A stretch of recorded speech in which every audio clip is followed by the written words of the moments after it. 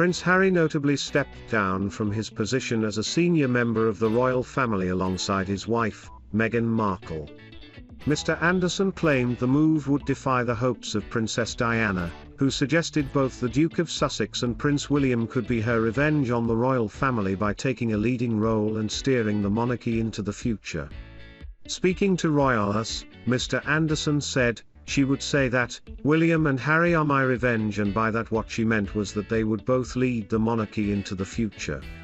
She absolutely would not have liked Harry turning his back on his birthright so that he could sign deals with Netflix." Reports over the years suggested the Princess of Wales was dismayed by the royal family's reluctance to modernise and allegedly told Sir Max Hastings, the former editor of the Daily Telegraph and the Evening Standard, she would have preferred Prince William to take over from the Queen. Sir Max told Channel 4 last year he had met Princess Diana for an almost 2-hour-long meeting as she attempted to get across her side of story as she engaged with Prince Charles in what has come to be known as the War of the Windsors. He said, "She said that all she cared about was William TM's succession to the throne, and she said to me, quite explicitly, I don't think Charles can do it trademark. The outcome she wanted to see was for Charles to stand aside as heir, and for William to occupy the throne." Lady Diana replied, "Well, then you have to see that William's very young at the moment, so do you want a burden like that to be put on his shoulders at such an age? So I can't answer that question." Mr. Bashir asked again, "Would it be your wish that when Prince William comes of age that he were to succeed the Queen rather than the current Prince of Wales?" Diana replied, "My wish is that my husband finds peace of mind, and from that follow other things, yes." The tragic death of Princess Diana ultimately appeared to spur the royal family into modern days, with members becoming more approachable and open to the public.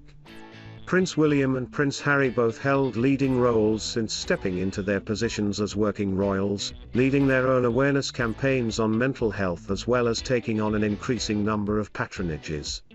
The Duke of Sussex, however, renounced his position within the royal family, citing a desire to become more financially independent away from the pressure of royal life. Author Christopher Anderson told Newsweek, "I would imagine they are quaking in their boots, I know they are. The potential for calamity, with the publication of that book, is immense. The Queen is 95 and has health issues.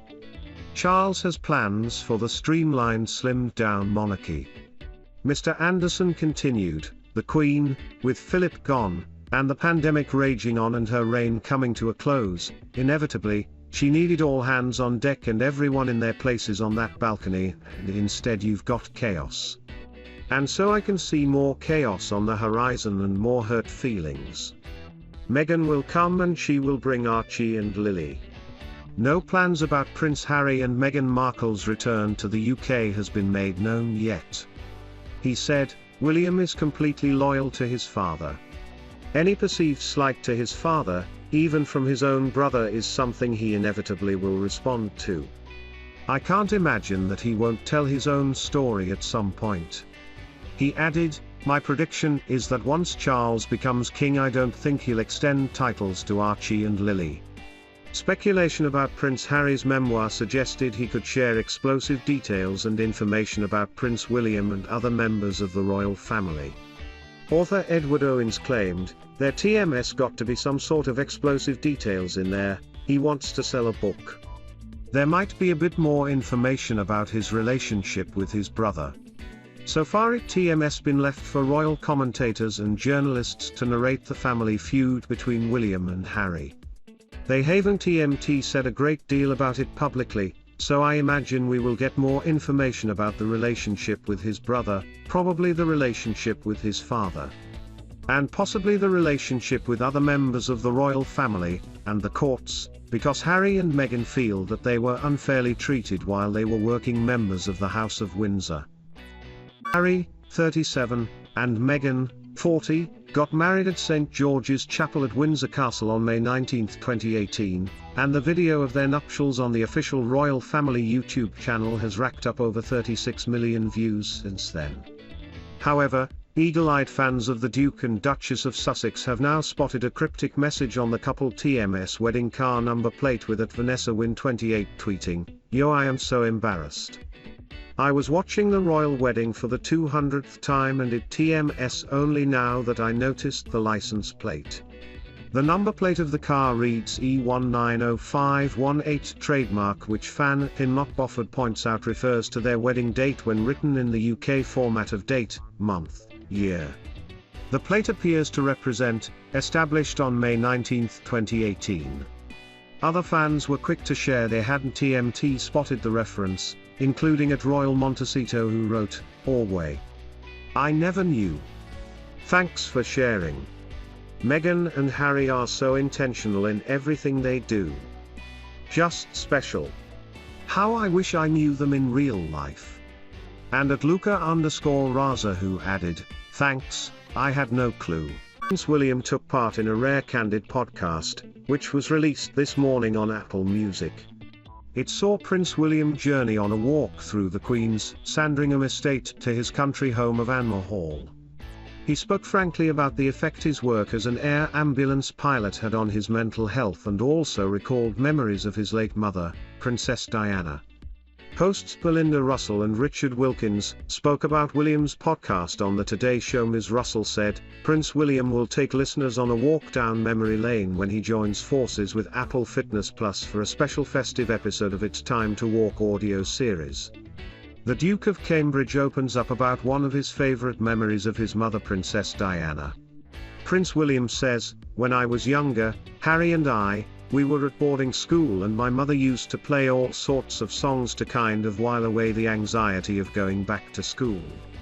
And one of the songs I massively remember and stuck with me all the time, I still to this day quite enjoy secretly, is Tina Turner's Simply the Best, because sitting in the back seat singing away it felt like a real family moment."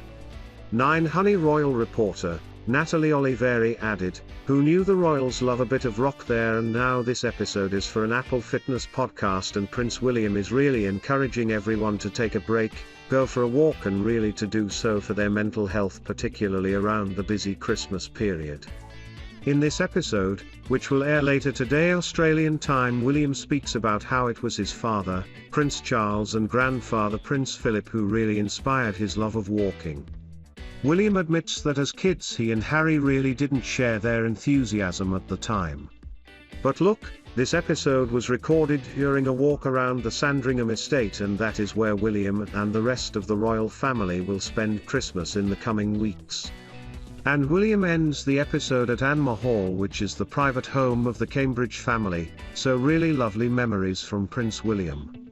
She added, "One of those memories that we hear, of course, him talking about how his mother Diana used to blast Tina Turner on the way to school in the car, even getting their police protection officer to sing along at times, which you could only imagine how funny that would have looked to other people in the other cars at the lights." Saturday Kitchen descends into chaos trademark following Camilla Parker Bowles' jibe. Prince Harry faces backlash for jumping on the bandwagon with COVID latest lecture. He also spoke very candidly and openly about his time as an air ambulance pilot. And this was the mental health aspect part of the series, and he talks about how it's very important to have someone to speak to, because taking home the trauma of what he witnessed could be quite confronting for him and also his family having to deal with it. So great listening from William, and really nice that he's done this just before Christmas.